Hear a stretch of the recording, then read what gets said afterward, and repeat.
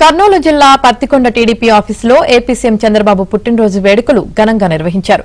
MLA K E Shyam Kumar శివాలయంలో ప్రత్యేక పూజలు చేశారు.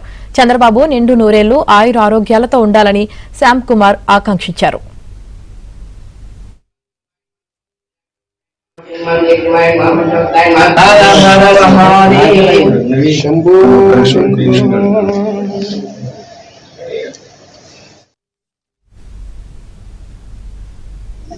ఆయన ఆరోగ్యం, ఆయనకి మంచి ఆయుష్ ఉండాలని ఇక్కడ పత్తికొండలో శివాలయంలో పూజలు జరిపించాము.